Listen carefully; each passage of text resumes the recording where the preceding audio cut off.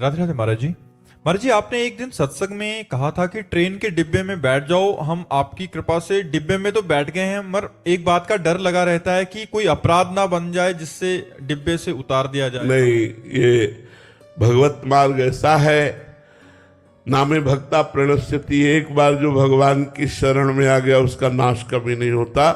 जन अवगुण प्रभु मान न काऊ, दीन बंधु अति मृदुल स्वभाव।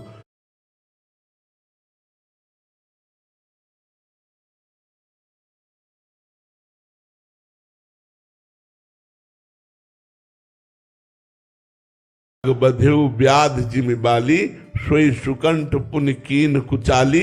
सोई करतूत विभीषण केरी, सपने हो राम न तिन तनहेरी। हमारे भगवान बड़े उदार है, बड़े क्षमावान हैं, बड़े कृपावान हैं।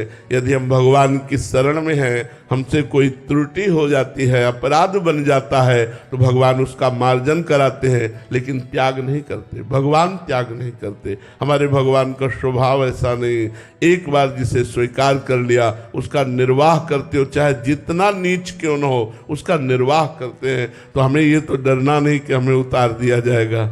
नहीं, बहुत कृपालु भगवान है। हाँ, हम ये कोशिश करें अपने भगवान के प्रिय बने, कोई अप्रिय कार्य ना करें।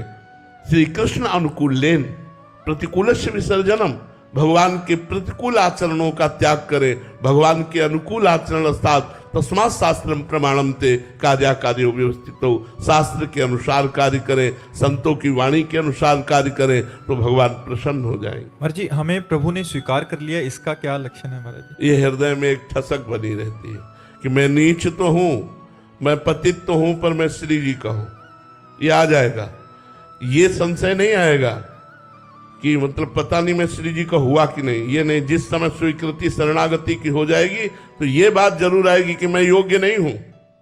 ये मैं दावा पेश नहीं कर सकता कि मैं प्रभु के योग्य हूं, लेकिन मैं हूं प्रभु का। मैं नीच हूं, पतित हूं, विषयी हूं, कामी हूं, मानता हूं, लेकिन मैं प्रभु का हूं। ये पक्की बात है, ये शरणागति की बात आ जाएगी। महाराज जी, एक वो भी भक्त हैं जो प्रभु के समक्ष जाते हैं और मेरी ये मनोकामना पूरी हो, हम ये चढ़ाते हैं, ये भी क्या उसी स्थिति के अंतर्गत लंबा समय लग जाता है? ये अलग चीज, ये अलग चीज है, ये बहुत अलग चीज है। ये तो दुकानदारी है, दुकानदारी वाली बात तो एक अलग हो गई। प्रेम एक अलग चीज है, भगवान की शरणागति, भगवत प्रेम एक अलग, और भगवान से सांसारिक वस्तुएं चाहना एक अलग बात है। भगवान ने उसे भी आदर दिया है। अर्थार्थी जिज्ञासु ज्ञानी, गीता में भगवान ने आदर दिया। पर वृंदावन धाम में यहाँ जो चर्चा हो रही वो प्रेम की बात है, भगवत प्राप्ति की बात है। अगर तुम्हें नाशवान वस्तु मिल भी गई तो मरोगे तो है ही यार। जब शरीर ही छूट जाएगा तो वो वस्तु ही नहीं मिली, तो साधना का फल क्या हुआ? साधना का फल अगर कोई नाशवान पद प्रतिष्ठा मिली तो कितने दिन जिएंगे? मरना तो है ही ना। मरे तो वो भी गई तो साधना भी व्यर्थ चली गई। अरे साधना से अविनाशी फल मांगो, सुख दुख तो प्रारब्ध के अनुसार अपने आप आ ही जाएगा। उसके लिए हमें क्या भगवान से प्रार्थना करनी? शाग्र शर्मा जी, मुजफ्फरनगर से। राधे राधे महाराज जी। महाराज जी, कौन से प्रकार की विरक्ति श्रेष्ठ है? सभी सुख प्राप्त करने के बाद, तृप्त होने के बाद, या कुछ भी प्राप्त नहीं होने आज तक एक भी इतिहास में हमें बता दो जिसने भोगों से तृप्त होकर वैराग्य लिया हो। शास्त्र, पुराण, इतिहास, आगम निगम, जहां भी तुम्हारी पहुंच हो, एक व्यक्ति का नाम लीजिए, एक महापुरुष का नाम लीजिए जो भोगों से तृप्त होकर वैराग्य लिया हो। एक भी व्यक्ति का नाम बताइए जो तृप्त हुआ हो कि आज मैं विषयों से तृप्त हो गया, अब मैं भगवान की तरफ जा रहा हूं। जब छोड़ा तो अतृप्त होके छोड़ा।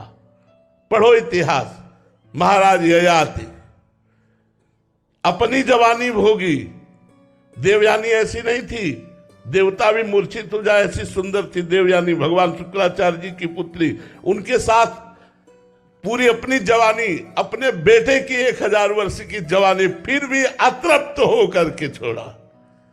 भोगों में कभी तृप्ति हो सकती है? भोगों में जब है ही नहीं सार तो तृप्ति किसे हो सकती है? यहाँ कितने जितने बैठे किसी को तृप्ति हुई? ईमानदारी से वृंदावन की भूमि में बैठे हो, फिर वही लालसा है भोगने की, फिर नवीन भोग भोगने की लालसा है। एक भोग है अनंत विषय है। जैसे भगवान अनंत है, ऐसे माया भी अचिंत्य अनंत शक्ति संपन्न है। चाह मिटा दिया, अरे गजब का महापुरुष। तभी तो हम बोले चाह मिटा दिया, तृप्त होकर भोगों से। ये कौन सा सिद्धांत है कि भोगों से तृप्त होकर? अरे भाई, एक बकरा राजा ने चराया खूब अच्छी तरह, और देखा कि दिन भर खवाने के बाद भी जब डालो तो मुंह मार देता है, पेट भरा हुआ है सब। तो उन्होंने ऐलान किया अपने राज्य में, मेरे बकरे को जो तृप्त कर देगा उसे मैं अपने समान राज्य सुख प्रदान करूंगा। बकरे को पेट भरने के लिए हजारों लोग आ गए। महाराज मुझे दीजिए, ले गए। जो जो हरी घास, किस्म जो दुनिया की चीजें सब बिछा दी, क्योंकि राज्य सुख मिलना है। शाम के गए, महाराज बकरा छका हुआ है। बोले नहीं, अगर तृप्त होता तो मुंह क्यों मारता, चलो हटो तुम। एक बहुत विवेकी था, उसने 10 दिन जाकर के रोज देखा, रोज बकरा मुंह मार देता है और खूब छका है। बोले महाराज मुझे दीजिए। बोले आप ले जाइए। कुछ नहीं खवाया, घास डाली, जो ही मुंह करे सो एक चमक, दिन में सैकड़ों उसके मुंह में मारी। इसके बाद डाली, वो चुपचाप खड़ा है, एक भी घास नहीं खवाई। ले गया, बोला महाराज की जय हो। बोले बकरा तृप्त होके आ गया। बोले उसका पेट तो वैसे ही खाली नजर आ रहा है। बोले महाराज आपको पेट से नहीं मतलब है, आपको तिनके से मतलब, डालकर आप चेक करते हैं, चेक कीजिए।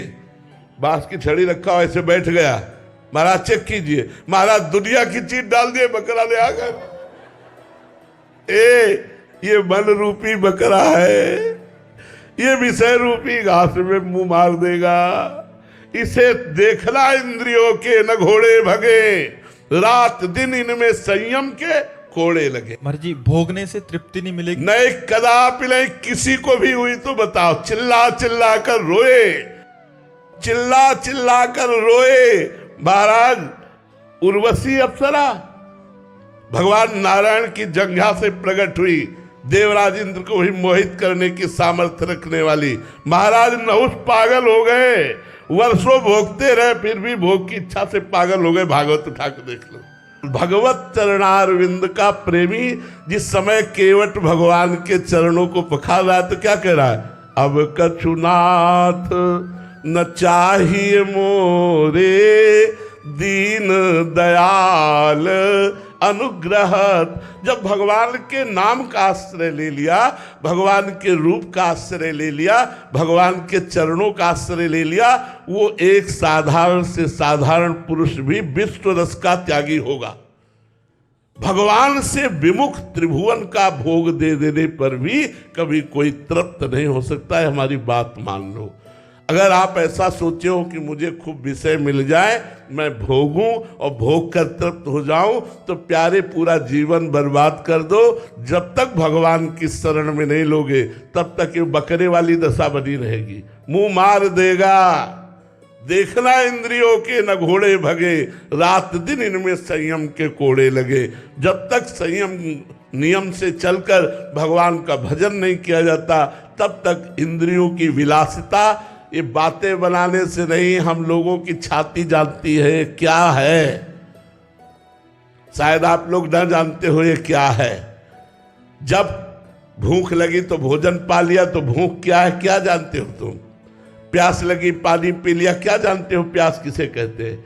काम वेदना चढ़ी भोग लिया, क्या जानते हो काम वेदना किसे कहते हैं? ये वो जानता है जो इसके विरुद्ध चल करके फिर भगवान के मार्ग में चलता है। भोगों से कभी तृप्ति नहीं, थोड़ी देर के लिए हो सकती है, थोड़ी देर के लिए हमारी भूख मिट गई, लेकिन क्या सदा सदा के लिए भूख मिट गई? सदा सदा के लिए प्यास मिट गई? सदा सदा के लिए केवट की मिट रही, सदा सदा के लिए इन संतों की मिट रही जो भगवान के चरणों का आश्रय लिए, सदा सदा के लिए उन गृहस्थों की मिट रही जो नाम जप कर रहे, अपने कर्तव्य का पालन कर रहे, धर्म से चल रहे, उनका हृदय सदा सदा के लिए वैरागी बनता चला जा रहा है। नहीं चाहिए मुझे भगवान किसी और कुछ नहीं चाहिए, नहीं तो कभी तृप्ति नहीं होती। जो भी वैरागी होते हैं भर्तरी शतक जरूर पढ़ते हैं, भर्तरी जी के शतक वैराग्य के बहुत जोर के हैं। कैसे वैराग्य हुआ जानते हो? तृप्त हो के नहीं, अतृप्त हो करके। महाराज भर्तरी जी ने, चक्रवर्ती सम्राट थे, मन को खोजा, मन की बात कि ये क्या चाहता है। जब नव युवराज पद से राजा बनाए गए तब उन्होंने विचार किया कि मेरा मन चाहता क्या है। तो लगा सुंदर स्त्री का भोग, और सब भोग फीके, सबसे ज्यादा काम रस। ऐलान कर दिया कि विश्व की कोई सुंदरी मैं उसे वर्ण करना चाहता हूं, मेरे सामने आए। तो बहुत से जो अपनी सुंदरता का अभिमान रखती थी सुंदरियां एकत्र, क्योंकि चक्रवर्ती सम्राट महाराज भर्तरी, उनमें एक का नाम था पिंगला, जो सर्वांग सुंदरी और भर्तरी जी के चित्त को लुभायमान कर लिया। भर्तरी जी ने उसके साथ पाणी ग्रहण किया। वो बहुत वैज्ञानिक महापुरुष थे। उन्होंने कहा राजपाट हमारा छोटा भाई विक्रमादित्य संभालेगा। अब मैं देखता हूं इस काम में सुख कितना है। जिस काम के लिए मेरा मन लालायित हुआ, पहले मैं सुख से तृप्ति प्राप्त करूंगा। अब राजमहल केवल समय से भोजन पहुंच जाएगा, कोई भी राजकाज सब विक्रमादित्य के ऊपर, और आप केवल भोग निर्णय करने के लिए। बहुत बड़े महान तपस्वी वैरागी महापुरुष हुए भर्तरी जी। आखिरकार इस भोग में कौन सा सुख है जिसके लिए मेरा मन लालायित हुआ। बहुत वर्ष व्यतीत होते गए, लेकिन समय नहीं पता चला। पिंगला एक दिन अपने महल के पार्श्व की तरफ देखा, एक हष्ट पुष्ट जवान घोड़ों की रखवाली करवा रहा था। कोई मालिश कर रहा है, कोई कुछ कर, उसे अश्वपाल कहते हैं। देखा और जम गया। पिंगला ने दासी को भेजा, अश्वपाल से कौन मिलना चाहती। अब महाराज जब शयन में होते तब अश्वपाल से मिलना शुरू हुआ। अब आप बहुत ध्यान से सुनना, महापुरुषों के चरित्रों में ज्ञान प्रकट होता है। एक गरीब ब्राह्मण तपस्या कर रहा था देवराज इंद्र के लिए कि वो प्रसन्न और मुझे धन दे। तो देवराज इंद्र संबंधी मंत्रों का वो जाप कर रहा था। देवराज इंद्र प्रकट हुए और एक फल दिया, बोले अमर फल, इसे खाने से अमर हो जाता है। बस अंतर ध्यान हो गए। उनका मेरी बात भी नहीं सुनी, मुझ गरीब को अमर होके क्या करना है, मुझे तो धन चाहिए था।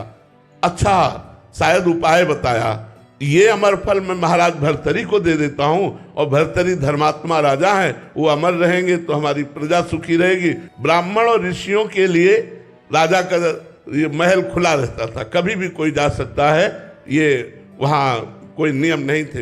ये पहले था ब्रह्म ऋषियों के लिए, संतों के लिए, ब्राह्मणों के लिए, विप्रों के लिए ये मार्ग। महाराज की जय हो। कहो विप्रवर कैसे आगमन हुआ। महाराज मैंने तपस्या कर, मुझे देवराज इंद्र ने एक अमर फल दिया, इसे खाने से अमर हो जाया जाता है। आज्ञा करी, जितना खजाने से धन चाहिए इनको दे दीजिए। अमर फल लिया, सोचा मेरी आसक्ति पिंगला पे है, मैं अमर होकर क्या करूंगा। अगर पिंगला अमर रहेगी तो मैं सुखी रहूंगा। पिंगला को बुलाया और कहा ये हमारे देश के विप्र की तपस्या का फल है, आप इसे पा लीजिए, अमर हो जाएंगे। उसने कहा महाराज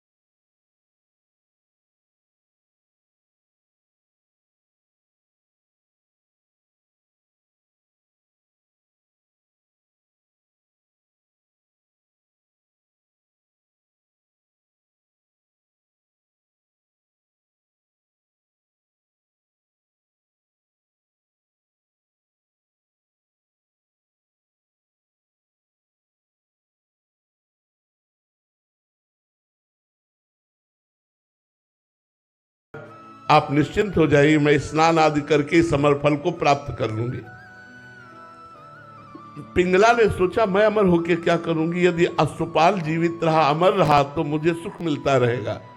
उसने अश्वपाल को दे दिया। अश्वपाल का संबंध था राजा की नर्तकी से, जो दरबार में नृत्यांगना थी नवीन अवस्था की।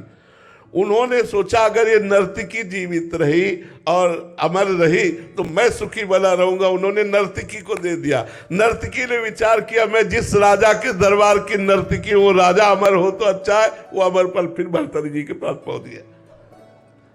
भर्तृहरि जी महाराज के पास जब अमरफल पहुंचा तो उन्होंने वैश्या से कहा, क्योरी विप्र अमरफल लाया तो समझ में आया तपस्या करके लाया, तू कहां से लाई? अब वो तो कांप गई। महाराज जीवन दान हो, सत्य बोल। तो उनका महाराज आपके महल के पीछे जो अश्वपाल ने मुझे दिया, जाओ। अश्वपाल को बुलाया सभा में और कहा, बोल ये अमरफल कहां से मिला? अब उसके तो होश उड़ गए। महाराज जीवन दान हो तो सत्य बोलूं। हाँ जाओ, माफ किया। महाराज आपकी रानी पिंगला ने दिया। पिंगला को बुलाया और कहा, क्योरी चक्रवर्ती सम्राट मुझ भर्तृहरि से तुझे तृप्ति नहीं हुई? एक अश्वपाल से, अरे अश्वपाल तुझे चक्रवर्ती सम्राट की महारानी पिंगला से तृप्ति नहीं हुई? एक नर्तकी से धिक्कार है इस काम को। और उतारा मुकुट और रख दिया और सदा सदा के लिए वनवासी बन गए अतृप्त होकर।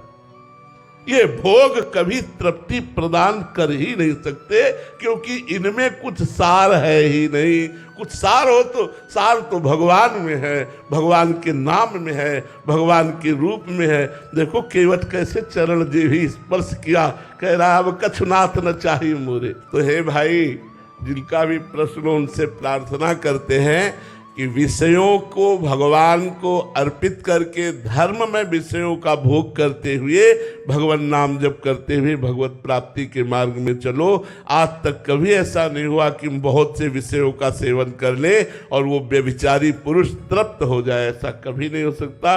बड़े बड़े चक्रवर्ती सम्राट, बड़े बड़े राजाओं के चरित्र इसीलिए हमारे महर्षि व्यासदेव जी ने लिखा है कि जिनको पढ़ करके हम विचार करके राग रहित हो सके। महाराज जी, क्योंकि अंदर का विषय है ना महाराज जी, बाहरी त्याग तो दिख सकता है कि घर त्याग दिया, संपत्ति त्याग दी, क्योंकि अंदर का विषय आप महापुरुष जन ही इसको उजागर कर सकते हैं महाराज जी। इसलिए उसका रहस्य केवल प्रभु से अगर जुड़ गया तब तो मन इधर आ सकता है, नहीं तो अतृप्त ही रहेगा वो। देखो भगवान से जुड़ने पर कई ऐसे, देखो आप जैसे आर्मी में थे, आप क्या त्याग वैराग्य धारण करने के लिए हमारे पास आए थे, लेकिन सत्संग किया, भगवान के आनंद का आकर्षण हुआ। कोई विषय भोग करके वैरागी बने कि मैं तृप्त हो गया अब मुझे नहीं चाहिए, ऐसा तो मुझे नहीं लगता। हाँ, भगवान नाम जप कर रहा है और धर्म पूर्वक विषयों का भोग रहा है तो वो हो सकता है, भगवान की कृपा से उसे निस्सार लगे जगत और वो भगवान की तरफ चल पड़े। नहीं, विषयों में जितना भोगोगे, शास्त्रों में वर्णन है कि जैसे अग्नि में घी डालते जाओ तो आग बढ़ती है, बुझती नहीं, ऐसे इंद्रियों को विषय देते जाओ तो इंद्रियों की विषय विलासता बढ़ती बुझती नहीं है। इसलिए भाई, भगवान नाम जप करते हुए धर्म में उचित भोगों का, जिससे हमारे धर्म का निर्वाह हो, ऐसे भोगते हुए भगवान नाम जप करते हुए चलो तो जीवन यात्रा मंगलमयी होगी।